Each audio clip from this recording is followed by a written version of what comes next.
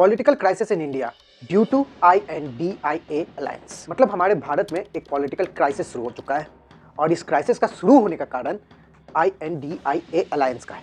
और हम ऐसा क्यों बोल रहे हैं, चलिए जानते हैं। नमस्कार, आदाब, सत श्री अकाल, मैं Abhay. Welcome to the episode 12 of predicting politics. Bharat एक डेमोक्रेटिक कंट्री है, यानी कि इसमें एक विपक्ष होता है, एक पक्ष होता है। हम लोग वोट करते हैं और वोट करने के साथ हम लोग अपना पक्ष चुनते हैं, और जिनको वोट कम मिलता है वो विपक्ष होता है। अब देखिए, विपक्ष क्या है कि विपक्ष हम लोग का आवाज होता है, आम आदमियों का आवाज। क्योंकि जो पोजीशन में बैठे हैं, जो रूलिंग पार्टी है, वो जो भी कार्य कर रहे होंगे वो अपना तारीफ करेंगे, और क्रिटिसाइज करने का काम जो है वो विपक्ष का होता है, ताकि वो रियल मुद्दा या पब्लिक का मुद्दा उठा के पब्लिक का आवाज बने। तो हमारे भारत देश में जो विपक्ष है वो इंडिया अलायंस है। ये कई पार्टियों से मिलकर बना हुआ अलायंस है, मगर इसमें सबसे बड़ा जो पार्टी है वो है कांग्रेस। मगर कांग्रेस के ही मेन नेता जो राहुल गांधी है वो अभी तक 90 चुनाव हार चुके हैं, और 90 चुनाव हारने के बाद भी वो कोई अकाउंटेबिलिटी नहीं ले रहे हैं, और यहाँ तक कि उनकी पार्टी उन पर एक्शन तक नहीं ले रही है। और हम ऐसा क्यों कह रहे हैं कि अकाउंटेबिलिटी लेना चाहिए या एक्शन लेना चाहिए कांग्रेस द्वारा? देखिए, एक एग्जांपल बीजेपी की तरफ से ही सेट कर देते हैं। तो 2009 में बीजेपी विपक्ष में थे, LK आडवाणी जी के चेहरे में 2009 का इलेक्शन लड़ा गया। 2009 का इलेक्शन बीजेपी हारते भी है, मगर इसका अकाउंटेबिलिटी LK आडवाणी जी लेते भी हैं और बीजेपी एक्शन भी लेती है। उसके बाद से LK आडवाणी जी पॉलिटिक्स से अपना किनारा ले लेते हैं। 90 चुनाव हारने के बाद भी राहुल गांधी ना अकाउंटेबिलिटी ले रहे हैं, ना कांग्रेस उन पर एक्शन। और कांग्रेस पार्टी राहुल गांधी जी को हम पब्लिक के ऊपर अब एक तरह से थोप रहे हैं। और इलेक्शन में बहुत इंपॉर्टेंट चीज जानते हैं क्या होता है? पब्लिक सेंटिमेंट और पब्लिक इश्यूज। और राहुल गांधी जी ये दोनों ही चीजों में लगता है कि ध्यान ही नहीं दे रहे हैं, उनको कुछ पता ही नहीं है क्या। पहले हम इशू का ही बात कर लेते हैं। पब्लिक इशू क्या है कि हमारा जो तेल का दाम है, किराना है, बेरोजगारी है, ये सब का मुद्दा वो उठाते ही नहीं है पब्लिक में।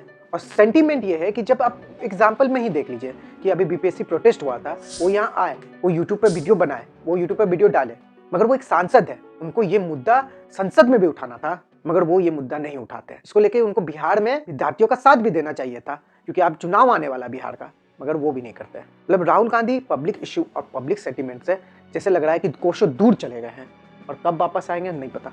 और अगर ऐसा ही चलते रहा तो बीजेपी, अमित शाह और मोदी जी को चुनौती कैसे देंगे राहुल गांधी? 5-10 रुपया पेट्रोल का दाम बढ़ता था, और विपक्ष में जब बीजेपी वाले लोग होते थे वो बैलगाड़ी लेके संसद में आ जाते थे एज अ प्रोटेस्ट करने के लिए। सिलेंडर का दाम बढ़ा था 100-200 रुपया, तो स्मृति ईरानी जी सिलेंडर लेकर रोड पे बैठ गई थी। और इसी पब्लिक इश्यू को एड्रेस करते करते बीजेपी पब्लिक के सेंटिमेंट्स में आ गए। एक ही टॉपिक आपको कांग्रेस दे देते हैं, बेरोजगारी पर बोल दीजिए, शायद आप पब्लिक इश्यू और सेंटिमेंट से कनेक्ट कर जाएंगे। और हम ये भी बात बोल रहे हैं कि विपक्ष इंडिया अलायंस कांग्रेस के कारण परफॉर्म नहीं कर पा रहा है।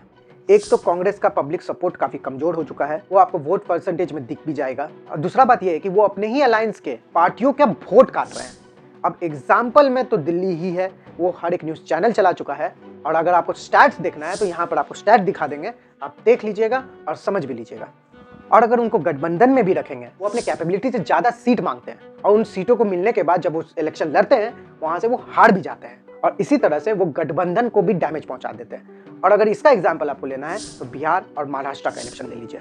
और ऐसे करते करते ऐसा हाल हो चुका है, बीजेपी स्टेट्स और यूनियन टेरिटरी मिला के 20 जगह अपना खाता खोले हुए हैं, और बाकी सब पार्टियां मिलके सिर्फ 8 स्टेट्स में हैं। और ऐसा हमें लग रहा है कि India is moving towards single party system. यानी क्लियर समझ लीजिए कि आप 20 स्टेट में बीजेपी है और इतने सारे पार्टियां मिलके सिर्फ 8 स्टेट्स में है। और जिस ओपोजिशन को पब्लिक ने चुन के खड़ा किया है, हाँ, ऑपोजिशन भी पब्लिक ही चुने हैं, उन्होंने खड़ा किया है आपको, मगर आपका पब्लिक इशू को लेकर नेग्लिजेंस धीरे धीरे पब्लिक का सेंटिमेंट्स तक नहीं पहुंच पा रही है। ऐसा आप देख सकते हैं कि इंडिया अलायंस का चेहरा जो राहुल गांधी जी हैं, वो मोदी जी के सामने एक तरह से नेग्लिजिबल चेहरा बनते जा रहे हैं। जहां मोदी जी महाराष्ट्र, दिल्ली में जाके रैलियों में पब्लिक इशू उठा के पब्लिक सेंटिमेंट से कनेक्ट कर करके स्टेट पर स्टेट जीते जा रहे हैं, और वहीं राहुल गांधी वो चुनाव सब हारे जा रहे हैं। तो एक कंक्लूजन में पहुंचते हैं। 2-3 चीज है जो कांग्रेस कर सकती है एक अच्छा विपक्ष बनने के लिए, शायद पक्ष में भी आ जाए।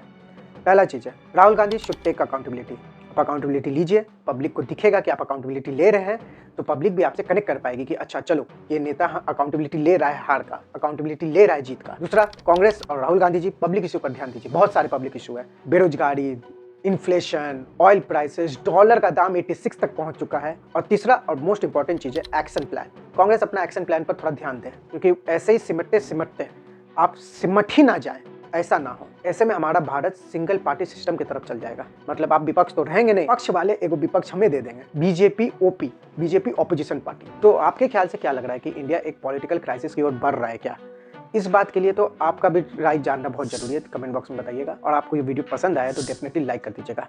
और एज ए डिस्क्लेमर दे रहे हैं कि हम कोई बुराई नहीं कर रहे हैं, बस एक आम नागरिक के खातिर हमारा एक मांग है वो सामने रख रहे हैं कि हमारा विपक्ष थोड़ा स्ट्रांग हो, पब्लिक से कनेक्ट हो, पब्लिक के सेंटिमेंट से कनेक्ट हो।